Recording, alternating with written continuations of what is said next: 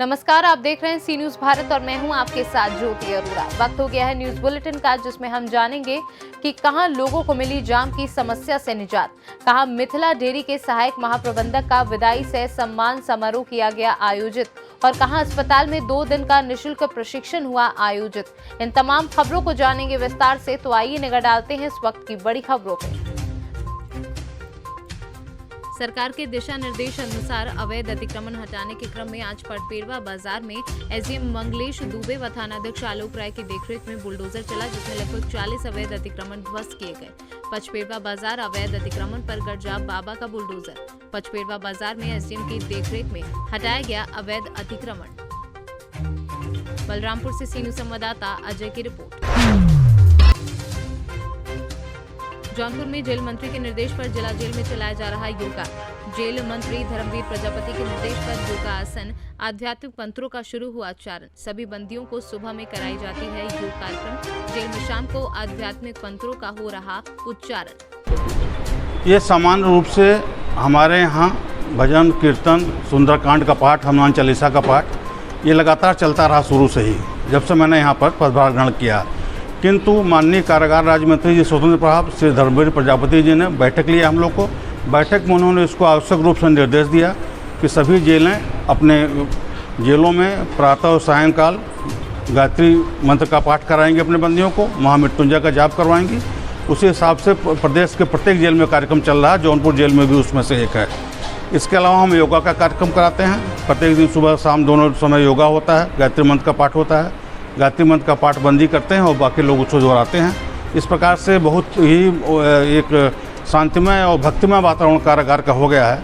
इस समय भी महामृत्युंजय का पाठ चल रहा है और इससे बंदियों में सबसे बड़ी बात है कि उनके तनाव में कमी आई है और उनके रोष में कमी आई है। पहले बंदियों में आपस में लड़ाई झगड़ा हुआ करता था, तो मैंने महसूस किया कि जब से कार्यक्रम चल रहा है तब से बंदी उन्मादी नहीं हो रहे हैं, उग्र नहीं हो रहे हैं, आपस में बड़े शांतिप्रिय ढंग से रह रहे हैं।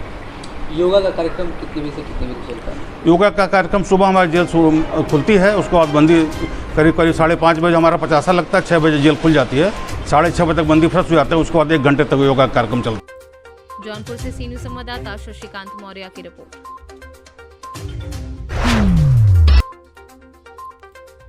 खबर राजधानी लखनऊ के अमीनाबाद से है, जहां पूरा दिन लगने वाले रोड जाम की समस्या हुई खत्म। अमीनाबाद थाना प्रभारी निरीक्षक ब्रजेश द्विवेदी के नेतृत्व में पुलिस टीम ने बाजार को अतिक्रमण मुक्त कराकर प्रतिदिन लगने वाले रोड जाम को समाप्त किया।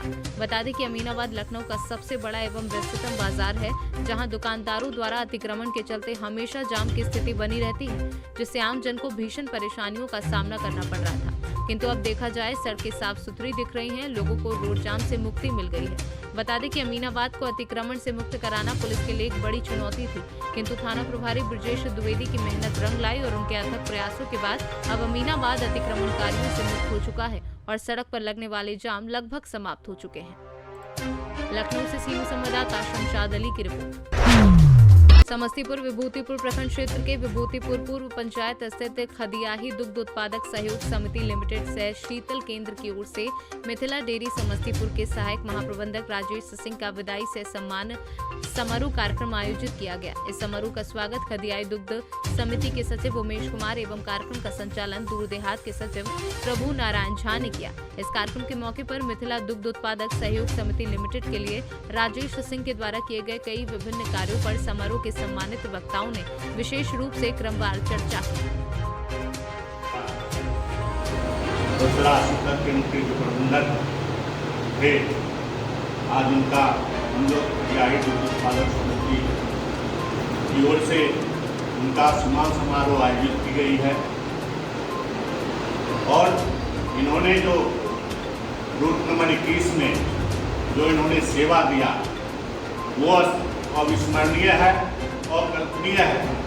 जहाँ लोग किसान गाय पालने से, भैंस पालने से लोग घाटा में कहते थे कि ये सौदा घाटा क्या है, गाय पालना, भैंस पालना, लेकिन राजेश बाबू अपने कर्तव्य निष्ठा और अपने कर्म के बदौलत उनकी महत्वपूर्ण भूमिका, किसानों से लगाव, किसानों के समय अपने कर्मी को दबाव बनाकर, अपने कर्मी को डांट फटकार कर अपने सचिव को समझा बुलाकर किसानों के विश्वास सर बार बार अपनी बात होती थी, उन्होंने हमको बार बार कहा और मैं उसको अपने जीवन में प्रयोग भी कर रहा हूँ।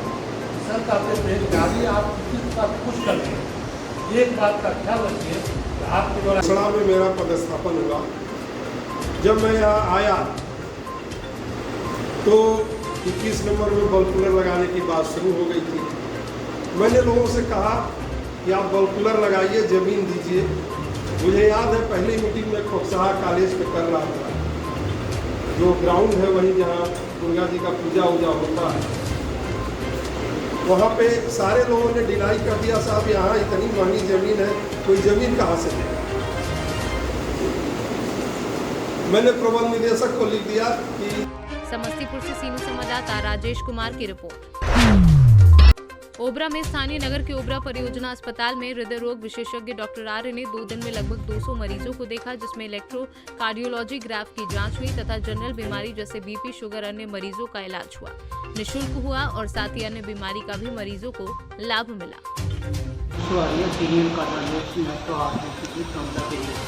सर, ये ओबरा परियोजना अस्पताल में 2 दिन से मरीजों को निःशुल्क सुविधाएं दी जा रही है। कौन कौन सी सुविधाएं जो निःशुल्क दी जा रही है? यहाँ पर एक हार्ट का जो इलेक्ट्रोकार्डियोग्राम होता है उसकी जांच हो रही है। बाकी जनरल जो बीपी है, शुगर है, वेट है, जनरल चेकअप है, कंसल्टेशन है हार्ट संबंधी, वो सब लोगों को फ्री सुविधा दी जा रही है। यहाँ के जितने भी एम्प्लॉई हैं, स्टाफ है और भी आम जनता से कोई सुविधा का लाभ उठाना चाहे तो उनको भी हम सुविधा का लाभ देते हैं। सर, अब तक कितने मरीजों का लगभग 200 मरीज हो गए हैं कानून से। और कितने दिन तक सर ये फ्री? नहीं, अब इसके बाद हमारा अनपरा में है 2 दिन का, यहाँ पर 2 दिन का ही था, उसके बाद अनपरा में 2 दिन चलेगा। ये आज लास्ट है? हाँ, यहाँ आज लास्ट है। सोनभद्र से सीनू संवाददाता मुस्ताक की रिपोर्ट। बुलंदशहर में खाद्य विभाग के गोदाम में रखा गरीबों का सरकारी राशन विभाग की लापरवाही की भेंट चढ़ गया। तस्वीरें खुर्जा के जंक्शन मार्ग स्थित एफसीआई गोदाम की है, जहां राशन कोटे का गेहूं, चावल, चना, नमक और रिफाइंड जमीन पर बिखरा पड़ा कचरे में तब्दील हो रहा है।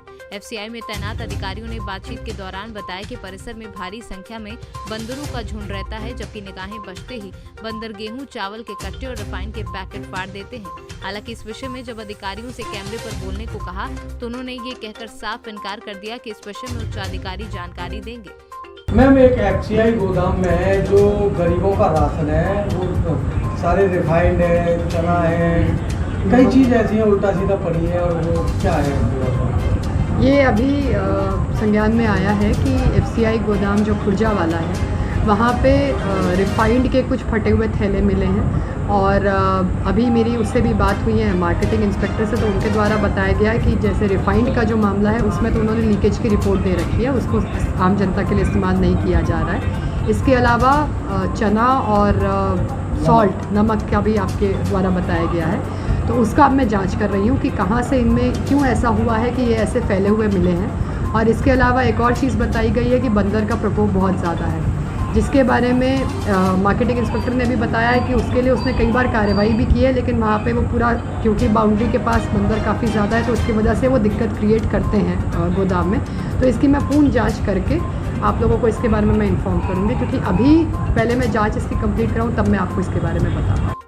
बुलंदशहर से सीनियर संवाददाता नितिन सिंह की रिपोर्ट। बुलंदशहर के शिकारपुर कोतवाली पुलिस को बड़ी सफलता मिली। शिकारपुर कोतवाली पुलिस ने चेकिंग के दौरान 3 बदमाशों को गिरफ्तार किया, जिनके कब्जे से पुलिस ने 5 मोटरसाइकिल की बरामद। पकड़े गए तीनों बदमाश आपराधिक किस्म के बताए जा रहे हैं। 2022 को शिकारपुर पुलिस द्वारा चेकिंग करी जा रही थी, तो चेकिंग के दौरान उन्हें 3 संदिग्ध व्यक्ति मिले, उनको रोक के उनकी चेकिंग करी गई तो उनसे 2 अवैध तमंचे और 4 कारतूस बरामद हुई। उनकी मोटरसाइकिल की चेकिंग करी तो वो चोरी की पाई गई और जांच पड़ताल करने पे उनके कब्ज़े से हमको 5 मोटरसाइकिल बरामद हुई हैं और कुछ मोटरसाइकिल के तो उन्होंने चेसिस नंबर भी रगड़कर चेंज कर दिए गए हैं और इनसे और पूछताछ करी जा रही है और जो संबंधित व्यक्ति हैं इनके गैंग में, उनकी तलाशदारी करते हुए इनको जेल भेजा जा रहा है। ये है कि एक तो इन पे जो मोटरसाइकिल बरामद हुई हैं वो सिकंदराबाद थाने में मुकदमे दर्ज हैं, इको थर्ड नोएडा में भी मुकदमा दर्ज है और पहासी में भी मुकदमा दर्ज है। 2 बुलेट मोटरसाइकिल है और ये अच्छा खासा गैंग है जिसको हमारी पुलिस द्वारा प्रभावी पैरवी करके सजा भी दिलाई जाए। बुलंदशहर से सी न्यूज़ संवाददाता नितिन सिंह की रिपोर्ट। पलामू जिले के पाकी प्रखंड के आसेहार पंचायत के लोगों ने देवसागर राम को लगातार तीसरी बार भी मुखिया चुनने का काम किया। देवसागर राम को ऐतिहासिक जीत मिली है। बता दें कि देवसागर राम लगातार 3 बार से मुखिया बनते आ रहे हैं। आसेहार पंचायत के समस्त सम्मानित जनता देवसागर राम के कार्यों से खुश है और यही कारण है कि जनता लगातार देवसागर राम पर विश्वास जताते हुए लगातार मुखिया चुनने का काम किया है। देवसागर राम ने 856 मतों से जीत हासिल की है। पलामू से सी न्यूज़ संवाददाता अमित कुमार शर्मा की रिपोर्ट। कैमूर जिले में 2 दिन पहले ट्रेन से आया था खाद और आज मोहनिया प्रखंड अंतर्गत डरवा बाजार में स्थित विस्कोमान कृषक सेवा केंद्र में खाद लेने के लगी भीड़। लाइन में लगकर किसान खाद की पर्ची ले रहे हैं जिसमें महिलाएं भी थी। कैमूर से सी न्यूज़ संवाददाता प्रद्युमन पाठक की रिपोर्ट। हेरहंज भाजपा मंडल कार्यालय में भाजपा के प्रदेश प्रवक्ता प्रतुल नाथ शाहदेव हेरहंज पहुंचे। भाजपा के मंडल अध्यक्ष मनीष जायसवाल ने अंग वस्त्र देकर उन्हें सम्मानित किया। प्रतुल नाथ शाहदेव ने हेरहंज में भाजपा कार्यकर्ताओं से मुलाकात की और बिदिर ग्राम के ग्रामीणों से बिदिर पहुंचकर जनता के जन समस्याओं को सुना। लातेहार से सी न्यूज़ संवाददाता मनीष गुप्ता की रिपोर्ट। फिलहाल इस न्यूज बुलेटिन में बस इतना ही। देश और दुनिया की बाकी खबरों के लिए आप देखते रहिए सी न्यूज़ भारत।